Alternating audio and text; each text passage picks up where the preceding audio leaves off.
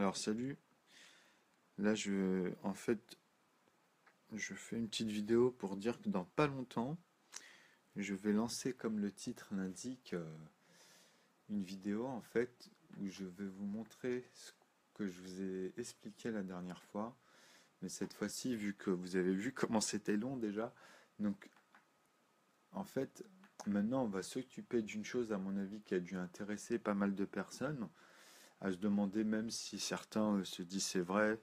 Parce que sûrement, j'imagine qu'il y en a, ils n'ont pas suivi en fait toutes mes vidéos. Donc là, d'ici 5 minutes, enfin non, pas 5 minutes, pardon, vers peut-être 13 heures, dans pas longtemps, je vais enchaîner en fait une manière de vous montrer comment on peut arriver. Je vais mettre un résultat, un exemple, mais on va pas le faire tout de suite. En fait, on va prendre une ligne en dessous ici, et ça sera le résultat. On mettra égal, on mettra un nombre de chiffres. Là, par exemple, je vais vous mettre une suite logique, mais c'est un nombre de chiffres, hein.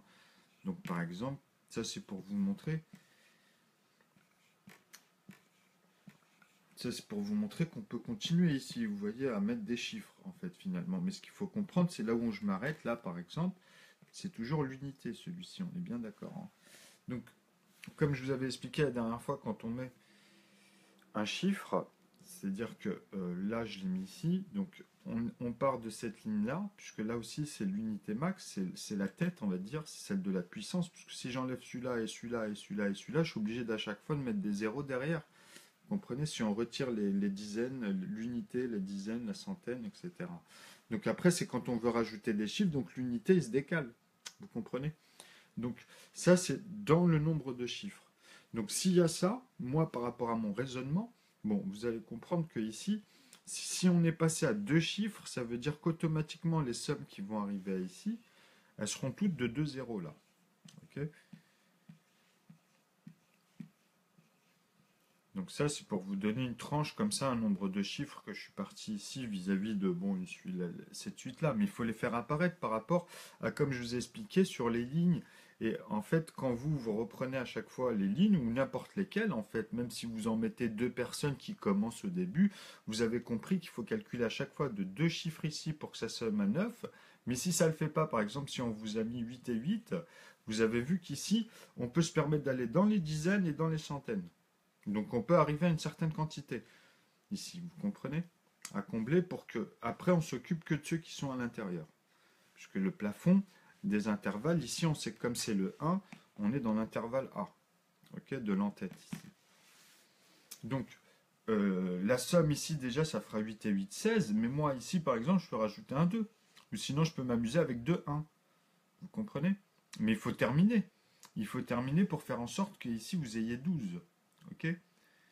Donc, donc là, 8 et 8, 16. Donc il y aura un 1, une unité qui va s'installer juste là. Donc il va nous en manquer 11 encore. Vous comprenez?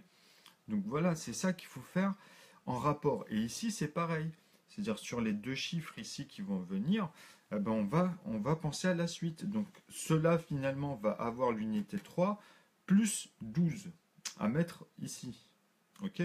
Donc ça veut dire que les nombres, à partir de tous les deux chiffres, tout en fait, tout ce qui est au niveau de deux chiffres dans les décimales, l'écriture des décimales à chaque fois, quand on va rajouter deux chiffres, deux chiffres, deux chiffres, bah c'est ça que je vais vous montrer. C'est-à-dire que les gens, en fait, quand ils vont mettre des nombres, moi je peux partir d'une solution, en fait, parce que ça sera limité à un moment donné. C'est-à-dire que moi, je ne vais pas leur donner ça au début. Ok? Vous avez compris? Sinon, automatiquement, c'est que ça va pousser l'entête. Ça, c'est automatique. Mais bon, on le découvre comme ça. Parce qu'avec le 9, après à l'intérieur, moi, je peux décider qu'il n'y ait pas de 9. Je peux faire en sorte ici qu'il n'y a que cette somme-là. Et c'est ça que je vais vous montrer après tout à l'heure dans les calculs. Donc on va partir justement sur des gendarmes où on aura l'unité et on poussera au fur et à mesure à l'intérieur dans les additifs des unités et on ira dans les successeurs comme ça. Et je vous montre en fait les facteurs. Puisqu'au bout du compte, on va le faire même avec... Vous avez vu le film Life of Pi? Ben là, je vais vous montrer avec ce genre de calcul comment on va sortir tous les décimales. Ok, très simplement en fait, puisque justement on ira dans la virgule de 3,14 si vous voulez. Donc ici, à partir de là, ça sera la virgule, ça sera notre gendarme. Là, par contre, On ne pourra plus avoir les autres nombres. On va pousser ici, avec l'unité ici qui va aussi se pousser. Okay, donc ça, c'est l'infinitésimal qui sert en vrai, ça sert simplement à faire la conversion après en amont. Hein. C'est comme si qu'on traduisait après à convertir, parce que c'est irrationnel le fait qu'on divise après la virgule, à moins que ce soit justement dans les échelles au micron ou les millimètres, vous comprenez, en dessous de ces éléments-là. Bah, si on les regroupe, bah, ça va donner des chiffres énormes, mais on peut faire des calculs à synthèse comme ça, avec ces nombres qui partent d'une unité en fait et après la virgule, et en calculant les décimales. Pour faire des rapports, hein, ça sert pour faire des rapports. Mais finalement, quand on a les réels en amont, on n'a plus besoin d'utiliser ça, puisque il faut simplement trouver la valeur de 1. Donc 1, dans l'échelle en fait des réels, c'est soit par rapport à une synthèse, on va parler de l'hydrogène par exemple, puisque c'est le plus simple, il a un noyau et un électron, vous comprenez? Donc voilà, et après c'est par rapport à ces éléments-là où on arrive à un corps. Un corps, ça peut être un animal, une pomme, mais il y a aussi toutes les cellules et tous les autres corps. Donc quand on parle des entiers, hein, les entiers, en fait, finalement, ça représente tout ce côté à mesurer après, en fait, finalement. Parce qu'un entier, ça dépend de quoi on parle dans les contextes, sur les corps. Parce qu'un corps, ça peut être bien sûr, comme on a dit, ce qu'on définit, nous, à notre point de vue, et à l'échelle de la science, après, vous comprenez? Donc là, après, bah voilà, on mesure, en fait, d'abord la masse, on va dire, et puis les contours, et comment ça diverge par moment, et après c'est les potentiels. Donc on répète des opérations en fait. Hein.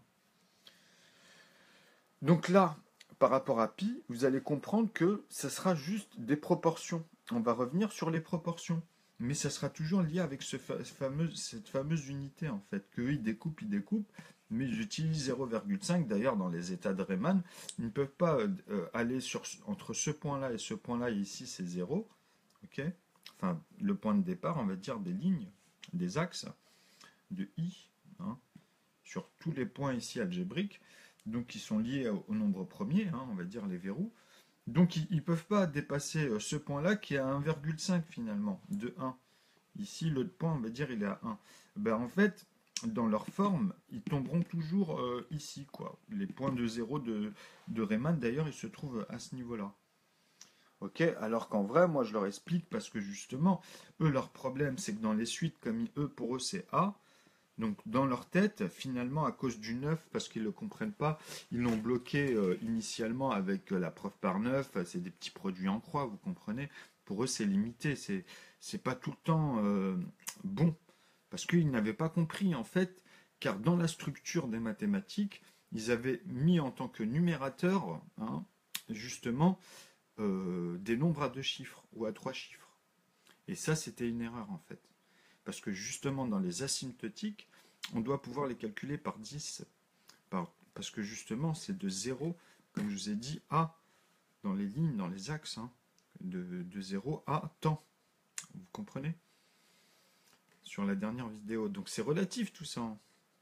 Donc ça, c'est par rapport au point. Après, comment on va voir les choses asymétriques dans cette infinité, dans ce grand nombre de chiffres auxquels j'essaie de vous faire comprendre en fait qu'il faut se résilier à un moment donné dans le sens mathématique numérique et même dans les autres, à se dire qu'en fait 10, c'est quoi 10? Ben, c'est 9, donc c'est plus 9, hein, c'est à chaque fois d'un point à un point, on met une droite linéaire où on est parti en fait d'une structure pour le créer cette droite linéaire. Donc tous les points même qui sont à l'intérieur, tous les Q qui sont à l'intérieur, tous les réels en fait qui sont à l'intérieur viennent de cette synthèse de base qui était un volume quelconque d'ailleurs. Hein.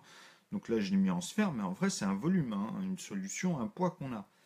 Donc quand on le recrée de manière linéaire, mais c'est vis-à-vis d'une certaine justement densité de points sur cet axe-là, ici en fait tu as une densité. Vous comprenez? Donc il y a un premier angle finalement. Donc cet angle de densité, elle a une échelle. Et on peut, grâce justement à son rayon et son diamètre, hein, donc le point zéro au départ par rapport à un compas, ok, donc qui devient un diamètre, et qui fait que si on découpe justement ce cercle, on peut même calculer après sa moitié, la moitié d'un cercle, mais si on le découpe, on va dire ici, hein, ben on sait que de manière droite, il y en a beaucoup qui le confondent avec pi maintenant. Enfin, moi, elle est là la différence. Mais je vais vous montrer. Je vais vous montrer qu'on est obligé d'avoir tous les ensembles des calculs, parce qu'il y a un volume, hein. Donc on sait, même comme ça, d'où ça vient vis-à-vis de l'amont. Parce qu'en vrai, pour calculer par exemple les Big Bang ou avoir ce genre de notion, on est obligé de remonter en fait, hein. Donc on défragmente finalement le temps par rapport à son alchimie et sa synthèse. Donc on utilise les carbones puisque c'est les traces qui nous donnent des familles ou des repères entre des points donnés. Donc par rapport à ça, bah, ça nous permet de dire ah bah tiens, ça remonte à moins à 2000 parce que c'était familier à cela. Vous comprenez? Donc à partir de là, on a pu déterminer comme ça les carbones dans le temps. D'ailleurs, il y a eu pas mal de révisions dernièrement, hein. Donc ce qu'il faut comprendre ici, en fait, c'est que ce qui permet en fait de relater, de mettre une élévation vis-à-vis d'une synthèse, bah, c'est que finalement, comme je dis, quand on a compris ce principe-là, on va se résilier parce qu'on va dire qu'à chaque puissance ici, à chaque puissance qu'on va mettre ici, hein, le nombre, donc moi je vais dire que c'est démultiplié comme résultat, donc 3 petits points 1, c'est la même chose, hein. Ça c'est l'expression démultipliée. Donc ça veut dire qu'ici finalement je vous dis que le résultat c'est ça, avec 3, parce que ça répète à chaque fois une fois, 10 fois, 100, 1000 fois, 100, donc vous comprenez? Donc ici c'est que des 1 plus 10, etc., etc., qui ont été dans la puissance 10. Donc on se retrouve avec que des 0 et un 1. Et à un moment donné, je vous ai dit, là, en fait, par rapport au nombre de chiffres à chaque fois dans cette puissance, par rapport à cette unité de départ qui devient un, après un 2, etc., jusqu'à 9, pour pouvoir passer ici et retomber sur le 0 et ainsi de suite. Donc on fait les fois 10. Ici, à cette échelle-là, c'est fois 10 à chaque fois pour retomber sur 1 et après on refait fois 10. Ok? Donc on rajoute des zéros. Vous comprenez, à chaque fois on rajoute des zéros. Donc ça, si on l'applique à 3,14, c'est ce que je vais vous montrer tout à l'heure, dans un sens ou dans un autre, eh ben on va retrouver 31, 314, etc., etc. Et je vais vous faire le rapport avec 57, 57, et après vous verrez, 57 et 97 avec 2 pour l'algèbre classique et moi comment je résous ça avec un 9, 3 petits points ici et pour vous dire que là j'ai le plus grand nombre premier et le rapport ici avec un rayon à un moment donné où dedans il y a deux paquets de plus 1 on va dire, vous comprenez? Voilà. Donc ça c'est un peu la poupée russe liée au verrou d'un verrou en fait où on peut plus diviser ici. Parce que si on enlève le 7, on n'a que des zéros. Vous allez voir que vous allez pouvoir faire que des paquets de 3, même dans toutes ces infinitésimales. Mais à un moment donné, vous allez arriver à 96. Donc 96 avec des paquets de 3, même ici, pour recommencer, vous comprenez, à chaque fois le cycle. Donc là, je montre que quand il y a un 7 au moment où vous mettez des 9, eh ben, c'est le verrou. C'est en fait, même théosophiquement, numériquement, c'est la preuve parce qu'on aura un 7. Si on somme à chaque fois 97 ou 997, etc., on aura toujours un 7. Et c'est ça qui est la preuve finalement que dans tous ces intervalles à l'intérieur, hein, c'est-à-dire des décimales, parce qu'on peut le calculer vis-à-vis des décimales par contre, vous comprenez, c'est comme ça aussi que c'est facile après de les retrouver. Donc c'est des quotients, même vis-à-vis de l'unité, parce que comme entre entiers, il y a une règle, mais on peut l'imposer dans les décimales. Et moi, c'est 10 décimales et ça remet tous les paquets quand je mets que des 3 partout. Hein, par exemple, là je l'écris court, mais en fait c'est 10 chiffres ici, hein, 10 chiffres après la virgule. Donc quand je fais que des paquets de 7 unités plus le reste, ou même si je le pars dans le sens de la divisibilité ou que je remonte avec les puissances comme je vous ai dit, fois 10, fois 100, donc vous voyez la virgule elle se redéplace dans un sens ou dans un autre, je les retrouve ces rapports-là. C'est ça qu'on va voir. Donc ça c'est très important de comprendre que dans les équations, quand on parle de nombre de fois ça, quand je fais juste 2, c'est 2,0.0, hein. Quand je multiplie ça par 2 par exemple, ou par 3. C'est pas sa racine carrée, hein, surtout pas, hein, puisque justement c'est ce qui va aligner après les équations, hein. Donc là vous aurez les paquets d'équations et vous pourrez les poser et voir à chaque fois le nombre de 9, si j'en fais par exemple ici, vous voyez. Donc là vous aurez 9, bah 9, même si c'est dans la trentaine et la l'unité, on va dire si on pousse, vous comprenez, mais il y aura 10 chiffres, donc c'est ça c'est le poids, c'est l'écriture simplifiée. Ça va être très important puisque là, finalement, vous allez comprendre que ça peut donner des phénomènes quand on converse dans des calculs et des domaines différents. Et après, on peut traduire, puisque de toute façon, ça reste des unités, des paquets d'entre eux. Donc, ce qu'il faut prouver, c'est 1 finalement. De un et après partir de n'importe quel volume d'objet. Hein, un être humain, une pomme, un objet, quoi. Et à partir de là, on parle justement, on relate cette unité vis-à-vis après d'une généralité. Et c'était le but de la science. C'est pour ça qu'on descend dans les quarks, on descend dans... Parce que c'est là où on a les éléments élémentaires de chaque objet, mais qui se caractérisent.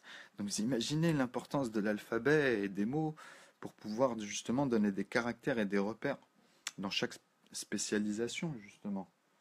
Donc là, ça va loin dans ces choses aussi simples pour arriver en fait après à bien observer au fur et à mesure notre environnement en fait.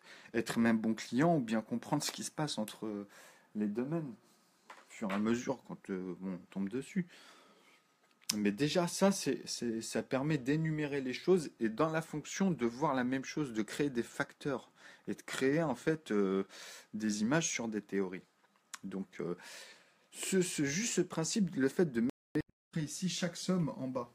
En résultat, on part d'une solution, comme je vous ai dit, et après on rentre dans un schéma où en fait très facilement on retrouve dedans tous les décimales. On peut organiser d'une manière avec le 9 tous les nombres en fait, parce qu'on n'est pas obligé d'arriver qu'à des 9 ici. Hein. Je peux mettre n'importe quel nombre de chiffres après là. Je sais comment m'organiser juste avec des cadres de 2 chiffres à chaque fois. Ok. Puisque dans ma tête, après, je vous ai dit, je vous ai même montré un on peut jouer que avec des retenues. Et après, ça donne des genres de loto un peu où vous avez des sommes, mais à l'intérieur, ça veut dire qu'il y a un mécanisme, quoi. Tu sais, les petits cadres, même on joue ça des fois dans les cafés, c'est un peu dans le même esprit. Sauf que là, bah, il y a les règles, il y a les lois avec les clés directement. Il faut juste les apprendre et après, bon, tu poses les problèmes puisque tu mets pas. Tu enlèves des choses dans la structure par rapport au résultat à l'intérieur. Et voilà, c'est là la manière dont tu amènes les choses après. Voilà, vous comprenez? Bon, ça, on l'a déjà fait plusieurs fois. Donc tout à l'heure, je vais enchaîner ça.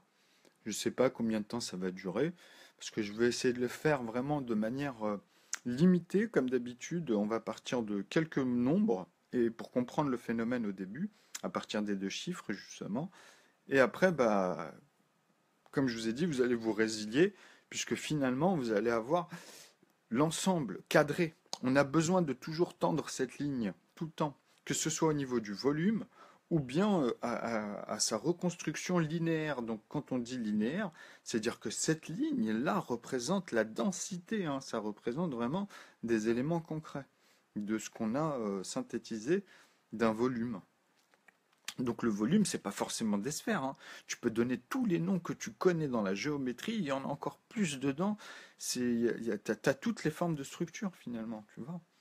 Donc c'est vraiment une loi palindromique, on va dire, qui peut en sortir avec des fractales hallucinantes, puisque les logarithmes, quand il est fini avec le 9, ben, il y a tout dedans. Après, c'est la manière dont on l'observe, mais il faut l'avoir avec le 9, avec la fractale du 9, mais qui est composée à l'intérieur avec ses familles, ses lois et des formes. Donc moi j'ai imaginé déjà, puisque je vous ai vu, euh, je vous ai montré, excusez-moi, pendant une période sur ma chaîne, où il y en avait plein déjà qui maîtrisaient énormément. Donc il y en a de tout, hein, il y a de tout partout, donc il y en avait dedans qui étaient dans des trucs de dingue, on va dire. Comme ceux là avec les vaisseaux, je sais plus quoi, là avec Mars, bon, le roux, tous ces trucs-là, là, c'était un truc de dingue. Donc eux, ils m'ont même fait des problèmes alors que j'ai rien demandé à la base. Ils parlaient de moi au début, je pensais que c'était bien comme à chaque fois, et après je vois que ça part en freestyle, tu vois. Enfin bref. Donc c'est dommage parce qu'il y avait vraiment des trucs super. Mais bon, des fois. Donc dans les fractales, il y a une forme en fait où on retrouve toutes les autres dedans finalement. Et comme je vous ai dit, chaque fois 10 hein, dans sa puissance, ça donne encore un autre noyau parce que c'est les ensembles qui ont changé. Donc ça donne une autre forme. C'est comme si quand on parlait des unités après des dizaines et des centaines. Quand on regarde dans les noyaux, bah, ça donne des formes différentes à chaque fois. Donc c'est incroyable puisque à chaque à chaque puissance de 10, à chaque multiplié à l'intérieur, eh ben, il y a quelque chose de magique une fois que c'est fini dans sa puissance des entiers. C'est-à-dire de ce qu'on peut observer nous finalement, même au niveau astrologique. Donc voilà, c'est pour aussi arriver à concevoir tout ça. Mais sans la machine, c'est pas possible, même en concevant ce que je vais vous montrer tout à l'heure. Parce que ça nous permet après justement de concevoir, de mettre à plat dans des concepts, tu vois, des phénomènes. Et on va revenir au temps. En même temps, on va revenir sur ce que je... Parce qu'il est très important là dans le concept que j'avais mis là avec le personnage Rebaille. En fait, j'ai pas envie de tout donner, mais j'aime bien partir des solutions. Maintenant, en fait, ça sert à rien parce que de toute façon, on oublie avec le temps. Donc moi, à mon avis, je vais vous donner toutes les clés, en fait, et c'est la manière. C'est pour ça que je vous ai dit que même ça, c'est la manière de surprendre à l'intérieur. Parce que même quand on dit, ah, il a tout dit, il donne les trucs, ça gâche tout, mais en fait, non. Parce que ça c'est rien comparé à la manière dont c'est sublimé, par exemple, avec des acteurs ou des personnages et les événements. Donc, quand ça vient et que ça amène les choses, c'est là-dessus, c'est ça, c'est partir des solutions, parce qu'il peut y avoir tellement de facteurs et c'est de la manière de les amener et les meilleurs facteurs, puisque, comme on dit, ça devient après des bornes spécifiques où dedans, les mécanismes sont pas comme qu'on pourrait croire dès le début comme ça et on se fait avoir tout le temps puisque c'est des potentiels énormes en fait finalement et c'est ça que j'ai envie de faire découvrir, c'est ce côté-là, donc partir des solutions parce qu'en fait moi mon film ce que je vous imaginais avec des séries en vrai comme je disais depuis petit que au fur et à mesure on allait dépasser en fait notre potentiel dans le sens euh, les technologies autour de nous à un moment donné elles vont se limiter à quoi? À nos sens tout simplement, vous comprenez, puisque la vue, le son, hein, même la qualité du son, de vraiment l'immersion, tous ces trucs-là, à un moment donné, bah, ça s'adapte. Et après, qu'est-ce qui va faire qu'on va pousser ça? Bah, c'est comme on dit, on pourra améliorer ces sens de l'observation qui va être augmenté finalement pour notre échelle à nous, de la visu. Ok? C'est-à-dire que à un moment donné, la technologie elle sera tellement bien qu'on comprendra que quand on regarde la nuit et le jour, on pourra maîtriser les deux, vraiment. Et avoir des images à n'importe quelle échelle qui sont concrètes, comme nous, on le conçoit vraiment, mais à leur échelle, quoi.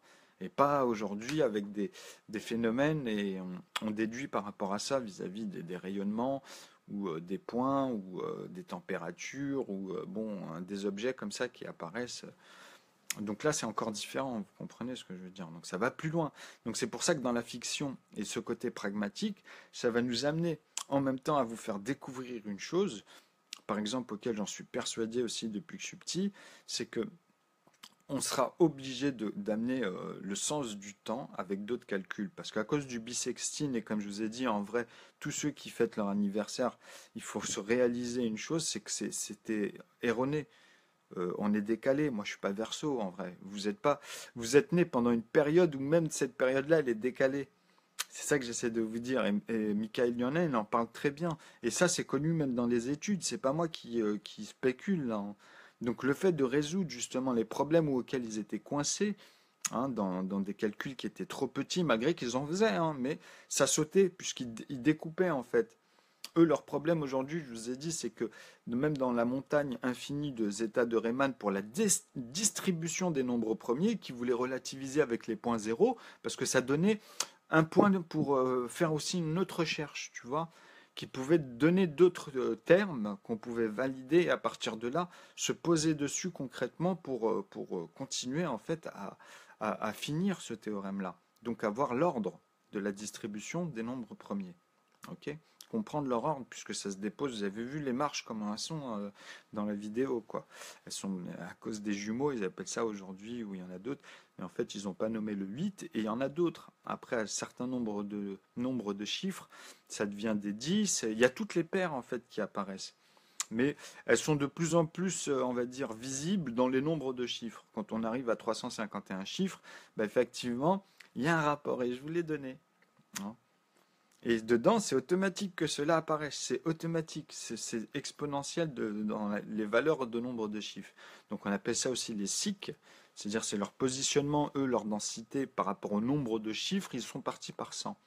Moi, tellement j'ai réussi à résoudre, je les ai amenés par 10. Comme ça, l'écriture des décimales, en fait. Donc la conversion, après, elle permet de vérifier tout ça. Donc bon, j'ai compris pourquoi sur 100, il trouvait 21,71 ou 73, un truc comme ça. Là, j'ai pas souvenir. Mais voilà, j'ai résolu, j'ai montré les calculs. Donc ça, c'est les asymptotes, en fait, hein. On rentre dans l'asymptotique de ces ensembles-là. Donc par rapport au point de la montagne. Et moi, je vous ai dit, je suis à l'infini grâce à la racine carrée de 3 fois 3. Et celle-ci, je la booste parce que ça donne 9.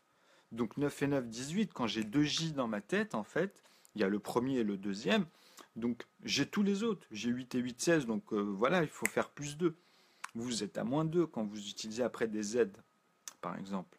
Donc la Z, c'est un rapport de 26 points automatiquement. Ça, c'est la première valeur de Z, c'est 26 points. Après, on multiplie. Ce 26 devient un facteur. Mais 26, il est facteur quoi? Un ou 2? C'est pour ça que c'est magique, je vous l'ai dit. 26, c'est un NP2, puisqu'il y a le 13. Donc, il peut être composé que par un ou par lui-même. Et quand je dis lui-même, c'est 13, hein, dans la famille des NP1. Donc, au nombre de chiffres. Donc, cette poupée russe, hein, ces petits 1 qui sont devenus un 13, eh ben, ce 13-là devient facteur 2 aussi, puisque le 1 est facteur 2 automatiquement. Parce qu'on se dit, ouais, mais bah si, parce qu'il est premier. C'est le chiffre qui représente cette clé-là, ce verrou, où il y a tous ces quotients à l'intérieur, qui ne peuvent pas être composés d'autres quotients pour avoir des restes en fait entiers. Et même dans les infinitésimales, tu vois, c'est là où vous comprenez maintenant, même dans un objet, le délire entre qui ne peut être que divisible par lui-même, le nombre premier. Ok? Donc le NP2, ce sont des nombres premiers. La famille des NP2, on peut les diviser que par eux-mêmes pour tomber sur ce verrou-là. Donc ils sont toujours facteur 2, comme 23. 23, il a deux facteurs. Il a bien le 11, à moins que vous le réutilisez, donc il devient facteur 3. Après, si vous faites que des 23, par exemple, en 46, bah, celui-là, c'est un NP2 aussi, vous comprenez? Donc là, on n'est plus dans 13, hein, on est passé à 23. Donc c'est un nombre premier aussi, 23, puisqu'il est composé que de 1. On ne peut pas le faire avec d'autres unités, à part justement en entier, je parle, hein. Donc vous comprenez le principe de redistribuer en fait les lettres ensuite algébriques, parce que ça reste des lettres, cela. Donc quand on les multiplie, on repense au calcul finalement, ça devient des équations. Vous voyez? Donc ça, on va le revoir tout à l'heure pour vous montrer comment avec le 9, on peut créer n'importe quelle décimale finalement. N'importe quel nombre irrationnel si vous voulez. Puisqu'on peut repartir comme ça en arrière et puis en sortant à partir d'une base qui est plafonnée comme je vous ai dit, et dedans de découper. Et après s'amuser avec des plus 1 ou des plus un tiers ou ce que vous voulez en proportion à partir de là. Puisque moi je relate Euclide. Vous savez que pour avoir par exemple facilement dans sa tête, j'arrête là-dessus, pour avoir tout le temps des zéros en reste, vous savez que vous avez juste à partir d'une somme et la pousser. Mais après, il faut relater tout ça dans les poids et comment créer une structure, tu vois, où tu as un logarithme dedans. C'est ce principe-là où il faut que vous arrivez à vous mettre dans la tête comment ils ont fait et comprendre pourquoi c'est une élévation, puisqu'on retrouve tout ça dans eux, en amont ou dans d'autres synthèses qui divergent en fait. Donc c'est des conversions. Mais il faut déjà comprendre son ordre naturel et avoir que des zéros. Parce que zéro, ça prouve que vous avez tous les ensembles. Mais souvent, il y a un 1 qui va rester, au lieu de le placer, il y en a, il bloque. Ça, c'est... Bon, après, ça peut être proportionnel aussi, ça dépend des niveaux de chacun. Moi, je vous dis à bientôt. À tout à l'heure.